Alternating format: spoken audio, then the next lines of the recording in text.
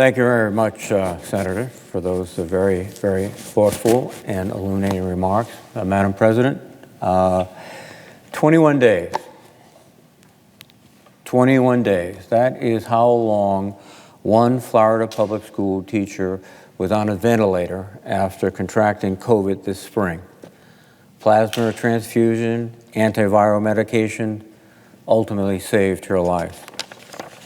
And now she's being asked to return to the classroom, a job she loves, teaching kids she loves. She wants to go back, but is afraid to go back while the virus is surging, while more people in her community are being sent to the very same hospital. In Arizona, a small school district lost a teacher to COVID despite following all the protocols. The superintendent calls a safe reopening a fantasy, saying kids will get sick or worse, family members will die, teachers will die, yet children will be denied needed education funding unless classes are in person, according to the president. Should the majority, which has failed to take action on the House-passed HEROES bill for months, should the Trump administration itself have done a better job making it safe for kids and teachers to return to school? Absolutely. And the continued failure to act, to lead, to do a better job of containing COVID will cost people their lives and children their education. And what is the Republican plan to avert this catastrophe? Quote, open the schools. The president tweets in all capital letters. The Republican plan is to open the schools for in-person learning or else. Open the schools, even when the transmission of the virus is not contained. Open the schools, even if testing and contact tracing is inadequate to manage the spread of the virus. Open the schools, even if your facilities do not have adequate ventilation. Open the schools or we will privatize the public school system. Open or else. We know what happens when things reopen, when community transmission remains high, when proper public health safety measures are not in place, when we do not have the rapid result testing and contact tracing necessary to contain the virus. We get outbreaks. People get sick, hospitalizations and deaths increase. What is the president's response? He says, it is what it is. What has Senate Republican leadership prioritized? Shielding businesses from liability and being sued for negligence. In other words, if reopening too quickly results in more sickness, it is what it is. This approach is appalling and unacceptable and must be rejected. School is a lifeline for children in the communities hit hardest by the pandemic and the ensuing economic fallout. The federal government must step in with a comprehensive plan and the resources to make sure that school is there for these children, the teachers, the custodians, the parents, the families. We know this school year will be like no other. School districts will need to redesign the school day and be prepared to switch to distance learning as necessary.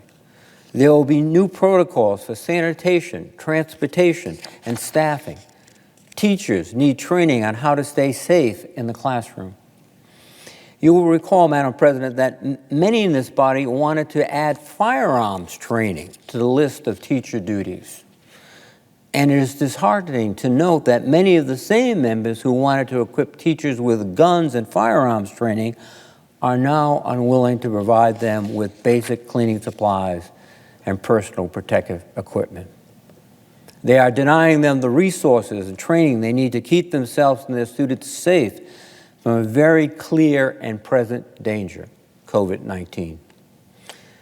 Schools will have to re-engineer the use of space in and around the school building and reconfigure classrooms to ensure that social distancing can be maintained. With the recent Government Accountability Office report showing that over half of school districts nationwide need to update or replace multiple systems in their schools, such as heating, ventilating, air conditioning, HVAC, and plumbing, dedicated funding for infrastructure is needed as well. In fact, we need significant money for school infrastructure. We needed it before COVID. We need more of it today. And more critically, schools will need to increase their capacity to support children's well-being, including nutrition, health screenings, and mental health supports, whether in person or at a distance. The first step in any reasonable plan to reopen schools starts with robust, rapid result testing and contact tracing to contain the spread of the virus. There's no path for safe in-person schooling without it. That's step one, and the President has not taken that step yet. A comprehensive plan for schools will also stabilize state and local budgets, ensure equity and access to technology and broadband, enhance nutrition services, and provide support for our broader educational ecosystem, including after-school programs, museums, and libraries. For example, without a robust investment in our public libraries, we will continue to struggle to close the digital divide and the homework gap. Many school systems today are beginning their classes on a remote basis. The children need an electronic device, some type of laptop, something. And they also need access to Wi-Fi. Many families don't have that. And unless we step in with the resources to support the localities and the states to provide those capacities, those children will be denied an education. One way, as I suggest, to do that is through our public libraries. As I go through Rhode Island, it is encouraging to see in the afternoon, throughout the state, in small libraries everywhere, young people doing their homework. They don't have Wi-Fi at home, they have it in the library. This is just part of what we have to do. And libraries can be the heart of that. We have to put the resources and the commitment and the plan and the leadership and the force and the momentum behind this effort. And we see none of that from the administration. The most fundamental aspect, though, of all of this is that it does come down to the resources, the substantial dedicated resources that have to go to our public schools to meet these additional costs, to meet these additional demands, to serve this generation of young Americans who, if they are denied these services, will be denied an education. And that is not just a momentary loss.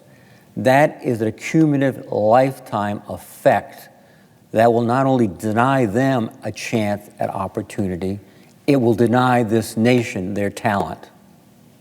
These are the issues that we are struggling with at this moment. These are the issues we must confront.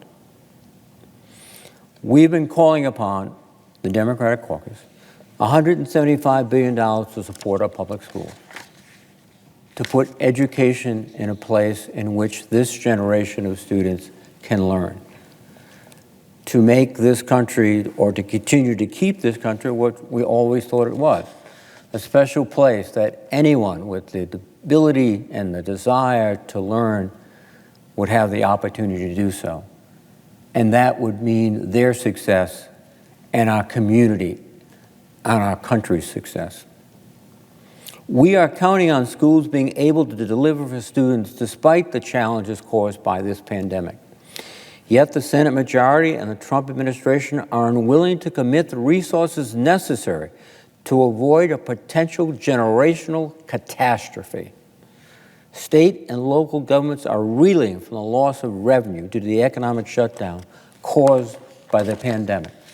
There's no governor in this country, Republican or Democrat.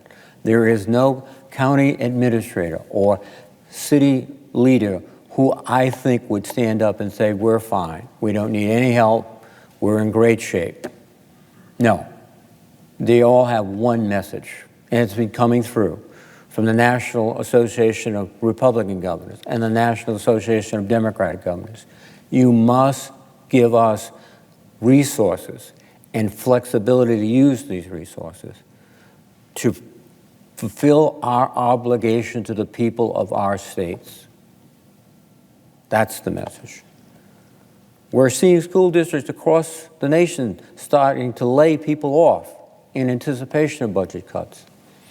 And even if they're able to maintain current levels of staffing and financial resources, it would not be enough to meet the upcoming challenges. Even if they could keep their staffs in place, where do they get the extra money for the infrastructure repairs, for the additional Wi-Fi, for the additional teaching changes that have to take place, for the different approaches to education one must take in order to be effective in social distancing? The School Superintendents Association of the United States estimates that the average additional COVID-related cost per student will be $490. We need at least that. We must go forward with a package that includes provisions of the Child Care and Education Relief Act, the Library Stabilization Fund Act, and the State and Local Stabilization Fund Act to ensure that this generation of Americans can overcome the pandemic and reach its full potential. This is a generational crisis. Just as previous American generations have been called upon to sacrifice, to commit themselves to the young of this country so they could have a better future, we are being called upon to do that. And we're waiting for an answer. With that, Madam President, I thank you. I yield back the time, and I would note the absence of a quorum.